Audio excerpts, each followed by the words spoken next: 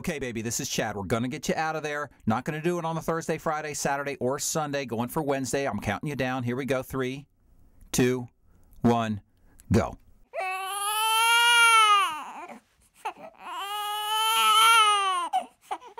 And welcome to today's Rowdy.com Big Three, sitting alongside a pregnant buck fever.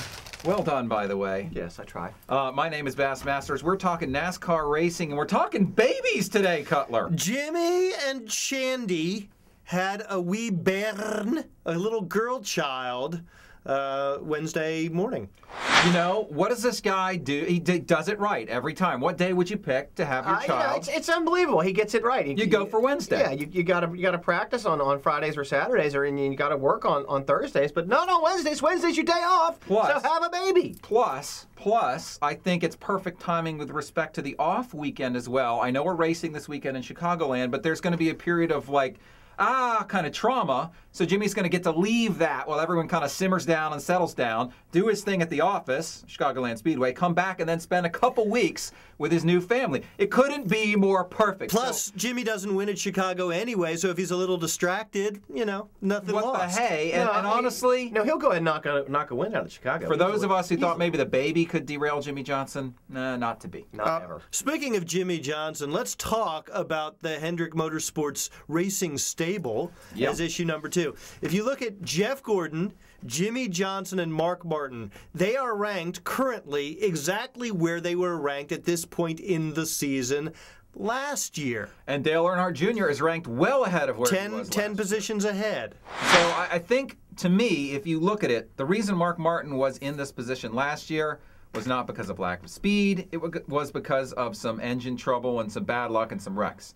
This year has more to do, in my mind, with lack of speed than it does with those other things. I think Mark... He had 3 wins at this point last year. Mark Martin is totally curious, and I want to go ahead and throw him out of the chase because he just does not seem to be performing. I can't throw him out of the chase because I see Dale Earnhardt climbing into the chase, and they're from the same garage. You are late to that party. Wait, Dale Earnhardt is in the chase, and Mark Martin's not right now. I know, but I think Mark Martin can claw his way back. I really believe it. So then who's not in it that's currently in it? Yeah, Buck, who's not in it that's currently You can't put Mark Martin in unless you're willing to take somebody out.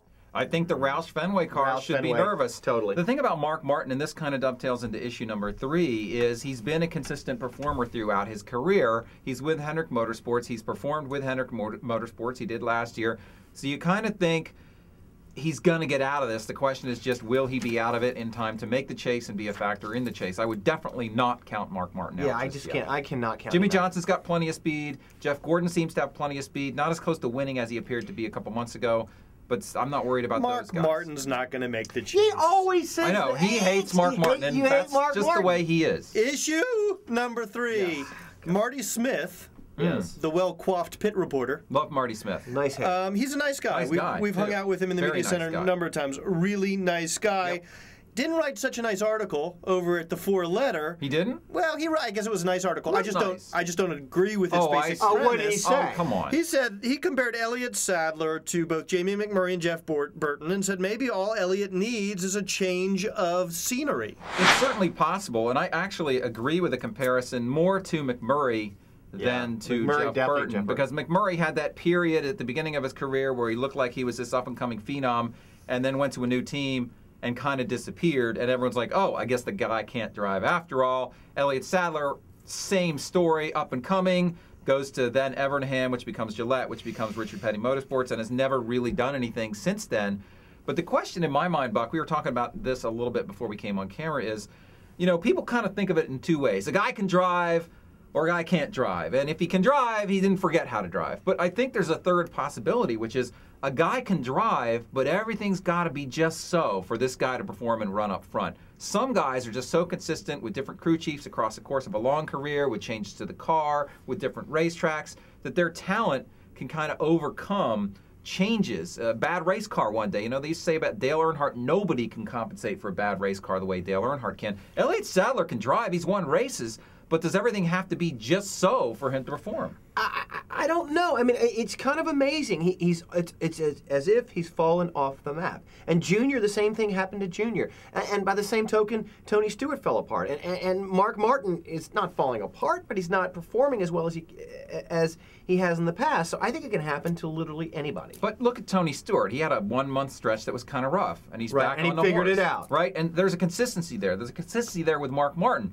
But with Elliott Sadler, you kind of wonder, what does it take for him to get that winning form back? Todd Parrott, he performed with Todd Parrott. Is it as simple as that, or are there a number of things that have to be just right for Elliott Sadler to perform and for a lot of guys to perform? What about Carl Edwards? I mean, look at the same scenario. Well, yeah, there's a team-wide problem there. I mean, all those guys know, you're mentioning, though, are proven winners. Elliott Sadler is not a proven winner. He's won 3 races. He's not a proven winner? No, really? I don't think so. He had 1 good season.